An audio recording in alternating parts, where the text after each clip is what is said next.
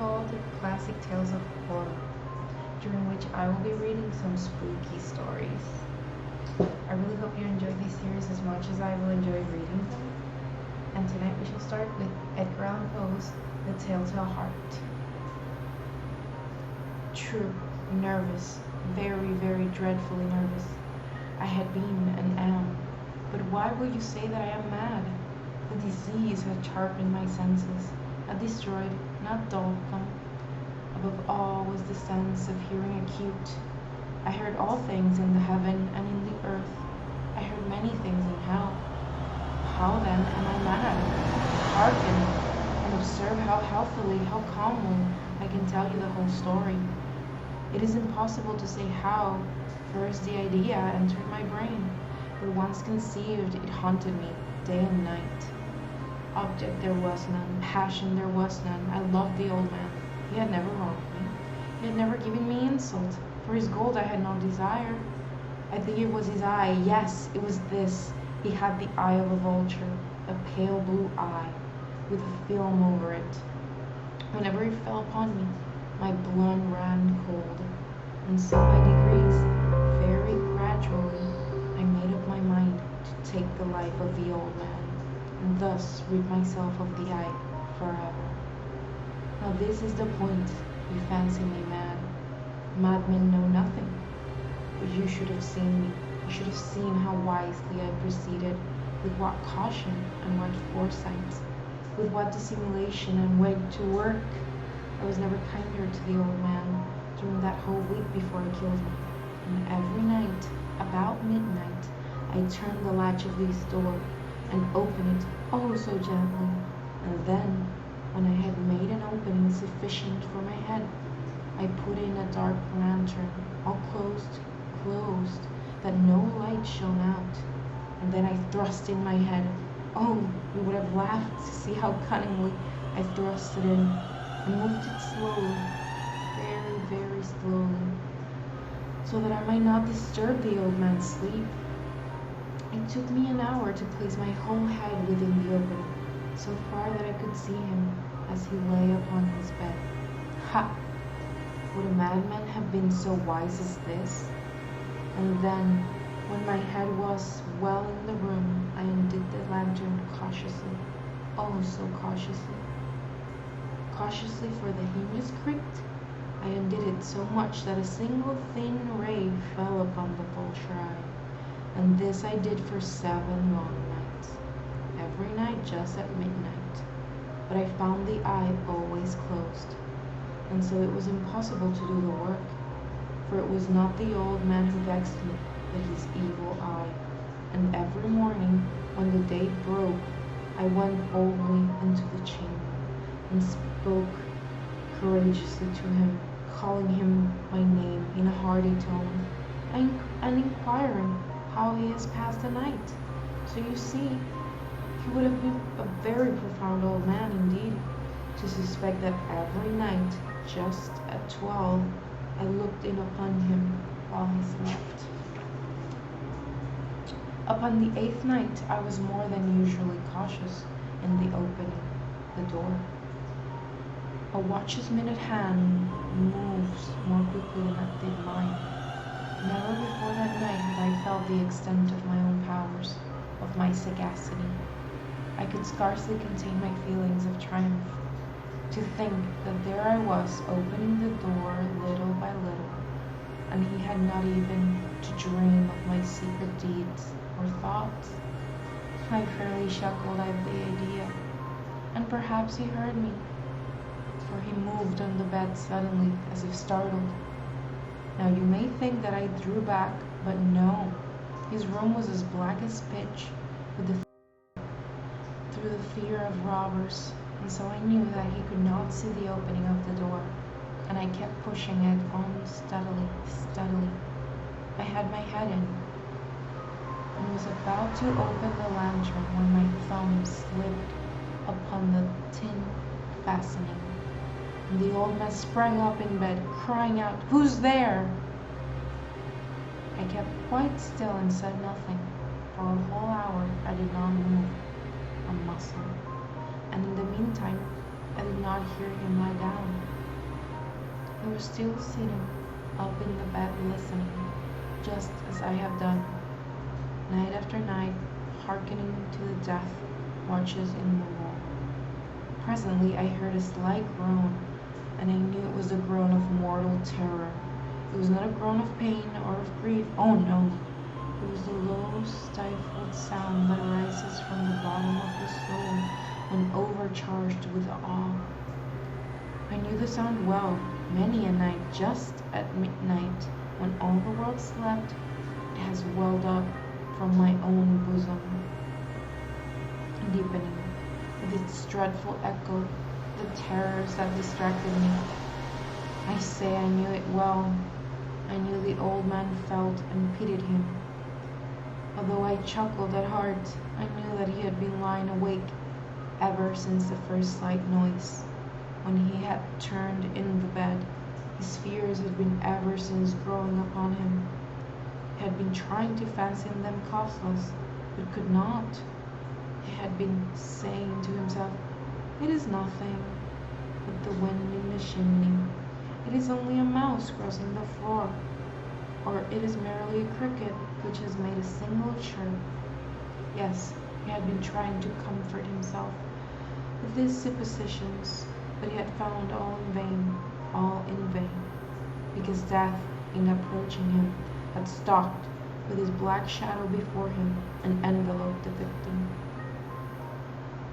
And it was the mournful influence of the unperceived shadow that caused him to feel, although he neither saw nor heard, to feel the presence of my head within the room. When I had waited a long time, very patiently, without hearing him lie down, I resolved to open a very little crevice in the lantern.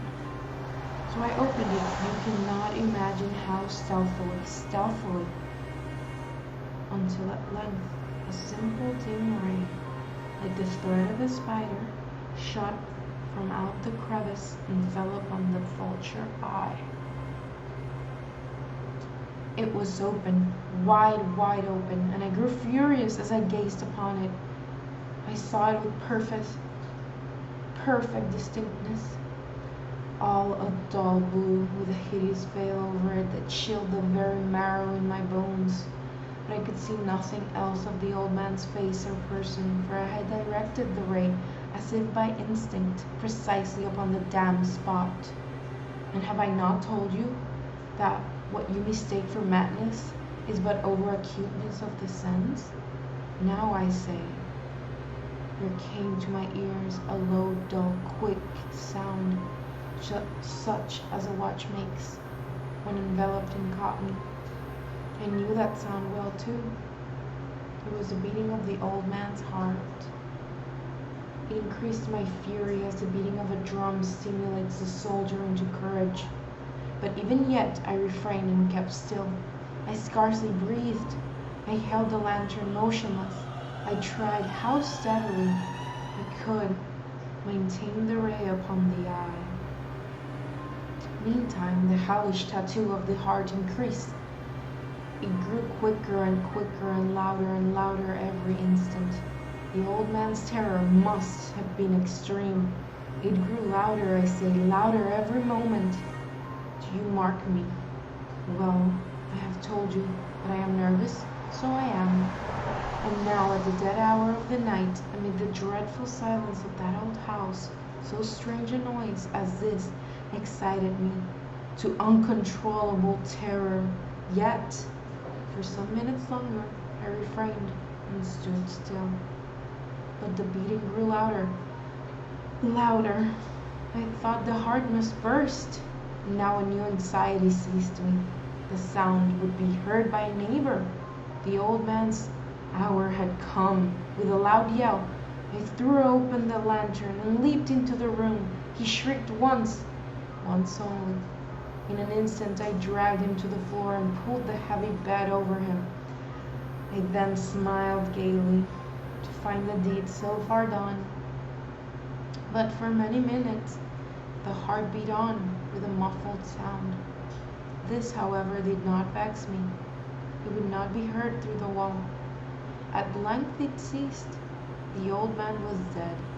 I removed the bed and examined the corpse. Yes, it was stone dead. I placed my hand upon the heart and held it there many minutes. There was no pulsation. He was stone dead. His sigh would trouble me no more. If you still think me mad, you will think so no longer when I describe the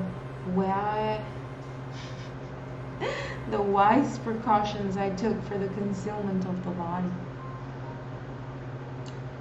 The night waned, and I worked hastily, but in silence. First of all, I dismembered the corpse. I cut off the head and the arms and the legs. I then took up 3 planks from the flooring of the chamber and deposited all between the scantlings. I then replaced the boards so cleverly, so cunningly, that no human eye could, not even his, could have detected any wrong. There was nothing to wash out, no stain of any kind, no blood spot whatsoever. I had been too wary for that. A tub had caught all. When I had made an end of these labors, it was 4 o'clock, still dark as midnight. As the bell sounded the hour, there came a knocking at the street door. I went down to open it with a light heart. For what had I to fear? There entered 3 men who introduced themselves with perfect suavity as officers of the police. A shriek had been heard by the neighbor during the night. Suspicion of foul play had been aroused. Information had been lodged at the police office, and they, the officers, had been disputed to search the premises. I smiled, for what had I to fear? I bade the gentleman welcome. The shriek, I said, was my own in a dream. The old man I mentioned was absent, in the country. I took my visitors all over the house. I bade them search well. I led them at length to his chamber. I showed them his treasures, secure, undisturbed. In the enthusiasm of my confidence, I brought chairs into the room and desired them here to rest from their fatigues, while I myself, in the wild audacity of my perfect triumph, placed my own seat upon the very spot beneath which reposed the corpse of the victim. The officers were satisfied. My manner had convinced them. I was singularly at ease. They sat, and while I answered cheerily, they chatted of familiar things. But ere long I felt myself getting pale, and wished them gone. My head ached, and I fancied a tingling, a ringing in my ears. But still they sat and still chatted. The ringing became more distinct. It continued and became more distinct. I talked more freely to get rid of the feeling, but it continued and gained definiteness, until at length I found that the noise was not within my ears. No doubt I now grew very pale, but I talked more fluently and with a heightened voice, yet the sound increased, and what could I do? It was a low, dull, quick sound, much such a sound as a watch makes when enveloped in cotton. I gasped for breath, and yet the officers heard it not. I talked more quickly, more vehemently, but the noise steadily increased. I arose and argued about trifles in a high key and with violent gesticulations, but the noise steadily increased. Why would they not be gone? I paced the floor to and fro with heavy strides, as if excited to fury by the observations of the men, but the noise steadily increased. Oh God, what could I do? I foamed, I raved, I swore, I swung the chair upon which I had been sitting, and grated it upon the boards, but the noise arose over all, and continually increased. It grew louder, louder, louder. And still the men chatted pleasantly and smiled. Was it possible they heard not? Almighty God, no, no, they heard. They suspected, they knew. They were making a mockery of my horror. This I suspected, this I thought, and this I think. But thinking anything was better than this agony, anything was more tolerable than this derision. I could bear those hypocritical smiles no longer. I felt that I must scream or die, and now, again, hark, louder, louder, louder, louder. Villains, I shrieked, dissemble no more. I admit the deed. Tear up the planks. Here, here. It is the beating heart, the beating of his hideous heart. And thus ended the Tale to a Heart. I chose this story because even though the video will be published in March, I first conceived the idea of the series as a single reading during the month of love, the month of February. And really, what's more romantic than a beating heart? Granted, many things. However, it is still a classic and it is still fun. Anyways, thanks for watching. And I hope to see you soon for our next story, Dracula's Guest by Bram Stoker. Thank you and good night.